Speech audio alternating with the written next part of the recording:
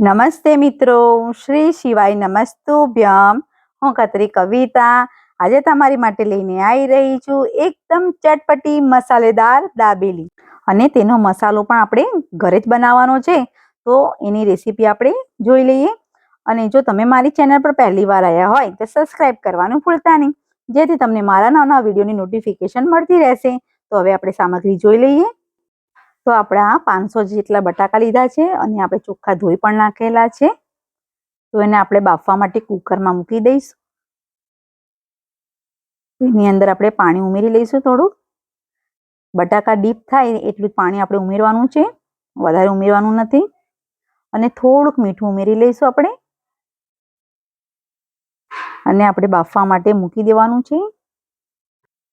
તો આપણે મસાલો જોઈ લઈએ બધો આપણે. તો આપણે લાલ મરચાં લીધા છે મોટા, એ 10-12 જેટલા લીધા છે આપણે. 4-5 તજના ટુકડા લીધા છે આપણે, તમે જોઈ શકો છો. અને આપણે એલચી લીધી છે આપણે 5. અને તમાલપત્ર લીધા છે આપણે 4-5 લીધા છે. એ પણ આપણે સંચર છે એ આપણે અડધી ચમચી જેટલું લઈ લીધું છે. ખાંડ લીધી છે આપણે 2 ચમચી જેટલી. આપણે ટોપરાની છીણ લીધી છે, એ 2 ચમચી જેટલું લીધું છે. આખા ધાણા લીધેલા છે આપણે, એ પણ 2 ચમચી જેટલા લીધા છે. વરિયાળી લીધી છે આપણે 1 ચમચી. લવિંગ લીધી છે આપણે થોડીક. મીઠું લેવાનું છે પ્રમાણસર. જીરું લીધું છે 1 ચમચી. સિંગદાણા લીધા છે મસાલાવાળા થોડા. તલ લીધા છે આપણે. લીંબુના ફૂલ લીધા છે આપણે અડધી ચમચી જેટલા. કાળા મરી લીધા છે, એ પણ આપણે થોડાક લીધા છે આપણે 1 ચમચી જેટલા. દાડમ લીધા છે આપણે થોડાક. અને થોડીક ઝીણી સેવ લેવાની છે. લસણની ચટણી લીધી છે આપણે લાલ, તે મારા ડિસ્ક્રિપ્શન બોક્સમાં તમે જોવા મળશે. અને આ લીલી ચટણી છે એ પણ મારા ડિસ્ક્રિપ્શન બોક્સમાં જોવા મળશે. અને આપણે આંબલીની ચટણી બનાવી છે એ પણ તમને મારા ડિસ્ક્રિપ્શન બોક્સમાં જોવા મળી જશે. કોથમીર લેવાની છે થોડી. અને ડુંગળી 2 ઝીણી કટ કરી નાખેલી છે. અને પાવ લેવાના છે, મેં 4 નંગ લીધા છે અત્યારે. તો બટાકા આપણે જોઈ લઈએ પહેલા બફાઈ ગયા છે કે નહીં. તો તમે જોઈ શકો છો આપણા બટાકા સારી રીતે બફાઈ ગયા છે. તો હવે આપણે એને કાઢી લઈશું.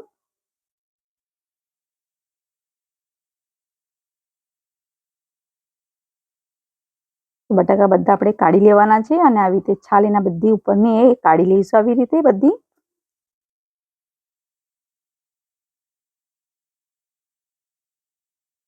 તો હવે આપણે કઢાઈ મૂકી દઈશું પહેલા. અને એની અંદર જીરું. તો હવે આપણે મસાલા બનાવવાની પ્રોસેસ ચાલુ કરવાની છે. તો જે મેઇન મસાલો છે આપણો દાબેલીનો એ બનાવીશું આપણે. વરિયાળી, આખા ધાણા,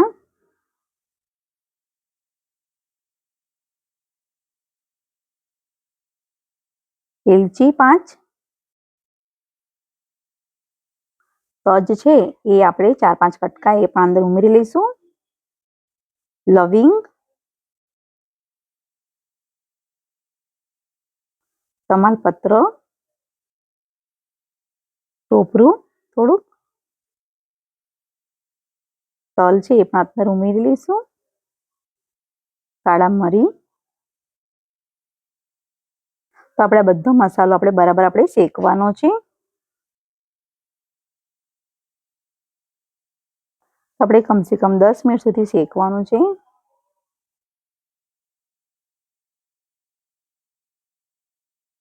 તો તમે જોઈ શકો છો આપણો કલર સેજ બદલાયો છે. તો એના અંદર લાલ મરચાં છે એ પણ અંદર આપણે ઉમેરી લઈશું. જે આગળના આવે છે મરચાંના એ આપણે કાઢી લઈશું. તો એવી રીતે આપણે બધા મરચાં આપણે અંદર ઉમેરી લેવાના છે.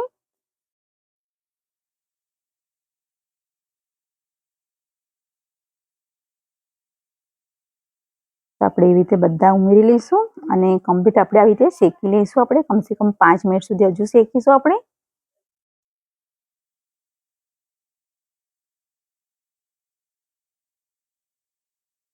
તો આવી રીતે આપણે શેકાવા દેવાનું છે. આપણો બધો મસાલો એકદમ સરસ રીતે રેડી થઈ ગયો છે. તો હવે આપણે ડીશમાં કાઢી લઈશું.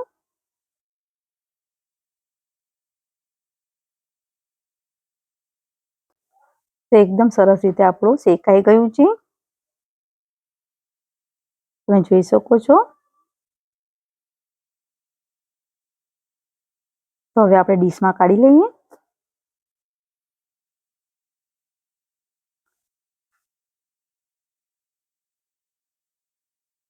આવી રીતે આપણે બધું કાઢી લેવાનું છે મસાલો. અને આપણે થોડુંક ઠંડુ કરવા માટે મૂકી દઈશું પહેલા. અને આપણે મિક્સર જારમાં આપણે દળી લઈશું. ઠંડુ થઈ ગયું છે તો.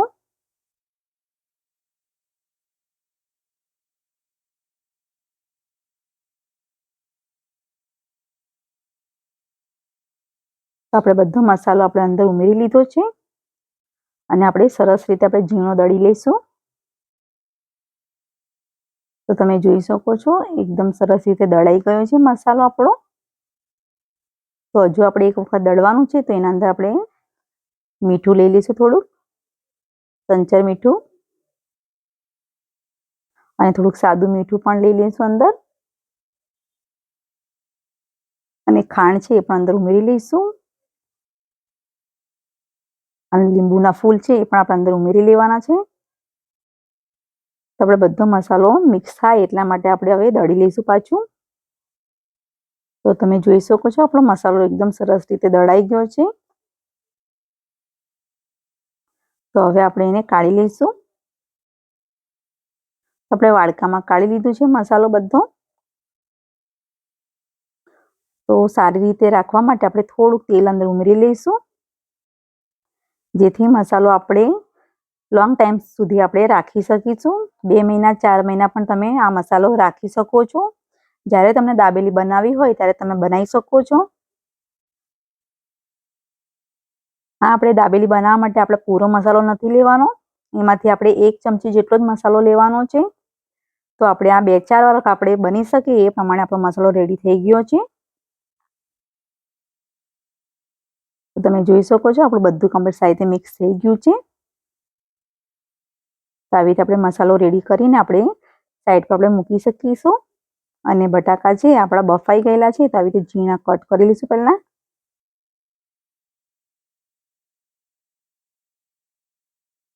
તેવી રીતે આપણે બટાકા બધા આપણે કરી લેવાના છે. તો કમ્પ્લીટ થઈ ગયું છે તો આપણે કઢાઈ મૂકી દઈશું પહેલા. અને એની અંદર આપણે તેલ ઉમેરી લઈશું. તો આપણે 3 ચમચી જેટલું તેલ અંદર ઉમેરી લીધું છે. તેલ ગરમ થવા દઈશું આપણે. અને જે મસાલો છે એ આપણે વધારે નહીં, આપણે થોડોક લઈ લઈશું આ રીતે. તો હું અહીં 1 ચમચી જેટલો મસાલો અંદર ઉમેરી લીધો છે. થોડુંક લેવું હોય તો આપણે લઈ શકીએ છીએ. અને આટલો મસાલો આપણે સાઈડ પર મૂકી દઈશું. બીજી વાર આપણે બનાવવું હોય તો આપણે કામ લાગશે.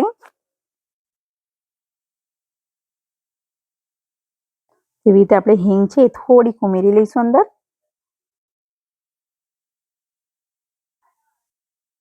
અને બધું આપણે મસાલો આવી રીતે મિક્સ કરી લેવાનો છે.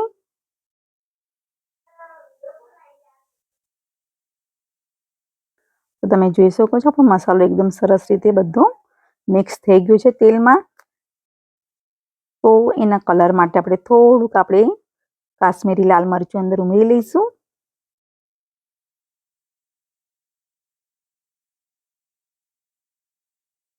અને એની અંદર આપણે બટાકા છે એ બધા ઉમેરી લેવાના છે. અને ચમચાના મદદથી આપણે બધું મિક્સ કરી લઈશું સારી રીતે.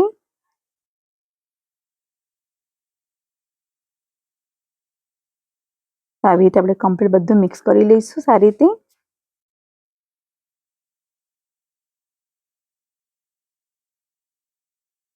તો આપણે આવા ચમચાના મદદથી આવી રીતે ઝીણું ઝીણું કરી લઈશું. તો આપણી પાસે જે પાવભાજીનું જે આપણે બરાબર મિક્સ કરવાનું છે એ આપણે લઈ લઈશું. અને આપણે બરાબર બટાકાને આપણે આવી રીતે દબાવી લઈશું. અને આપણે બધું કમ્પ્લીટ આવી રીતે આપણે મિક્સ કરી લેવાનું છે. તો તમે જોઈ શકો છો કે આપણા બટાકા એકદમ સરસ રીતે બધા મિક્સ થઈ ગયા છે. તો આવી રીતે આપણે એને 2 મિનિટ આપણે થવા દઈશું.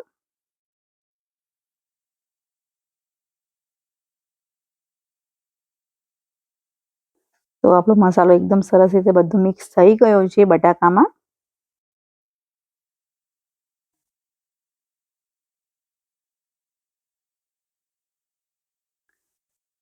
તો હવે સારી રીતે આપણે કમ્પ્લીટ બધું થઈ ગયું છે.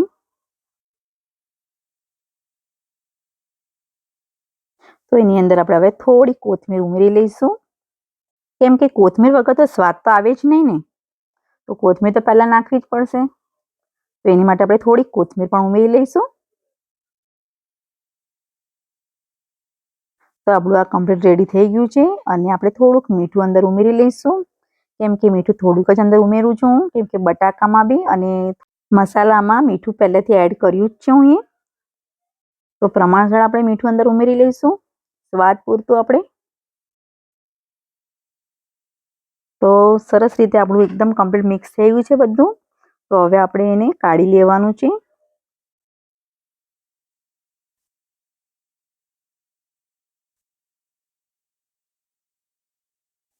તો કમ્પ્લીટ કાઢી લઈશું આપણે બરાબર.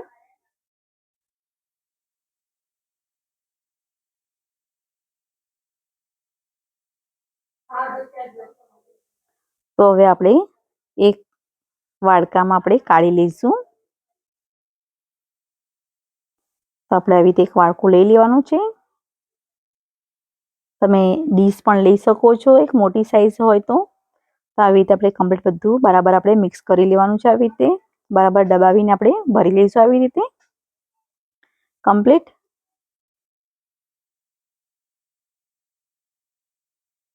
અને એની અંદર આપણે થોડુંક આપણે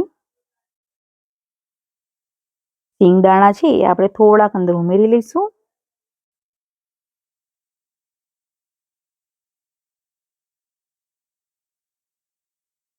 તો આવી રીતે આપણે થોડાક સિંગદાણા અને થોડા દાડમ છે એ પણ આપણે અંદર ઉમેરી લઈશું. તો કમ્પ્લીટ આપણે દાણા પણ બધા ઉમેરી લીધા છે આપણે થોડા. અને દેખાવ માટે અને ટેસ્ટ માટે તો આપણે કોથમીર તો લેવી જ પડશે. તો થોડીક કોથમીર પણ લઈ લઈશું. અને ચમચાના મદદથી આપણે બરાબર આપણે અંદર દબાવી લઈશું બરાબર, જેથી કમ્પ્લીટ બધું મિક્સ થઈ જાય આપણું સારી રીતે. તો આપણો આ દાબેલીનો મસાલો રેડી થઈ ગયો છે. તો હવે આપણે પાવ લઈ લઈશું પહેલા. અને આવી રીતે વચ્ચેથી આપણે ચપ્પુના મદદથી આપણે કટ કરી લઈશું. તેવી રીતે આપણે કટ કરી લીધું છે. તો એની અંદર આપણે થોડી ચટણી અંદર ઉમેરી લઈશું. તો આંબલીની ચટણી આપણે આવી રીતે અંદર લગાવી લઈશું બરાબર. થોડી લીલી ચટણી,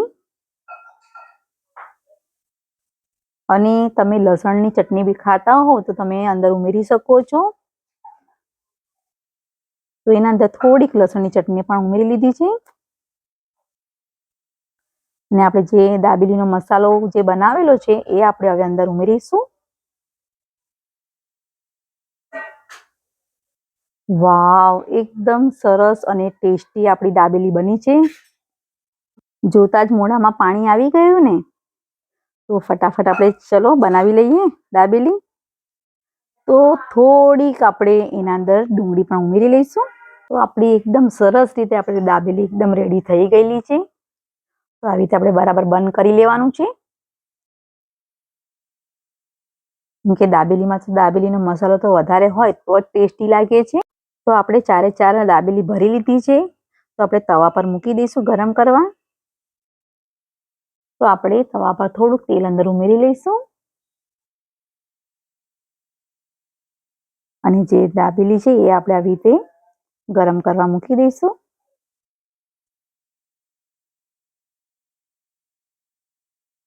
થોડુંક આજુબાજુ પણ આપણે તેલ અંદર ઉમેરીશું. અને તમને બટર પણ ઉમેરવું હોય તો તમે ઉમેરી શકો છો.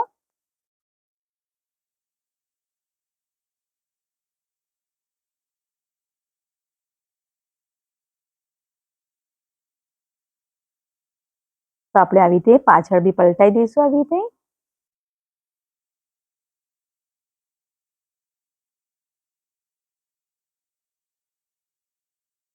વાવ, એકદમ સરસ રીતે આપણી દાબેલી રેડી થઈ ગયેલી છે.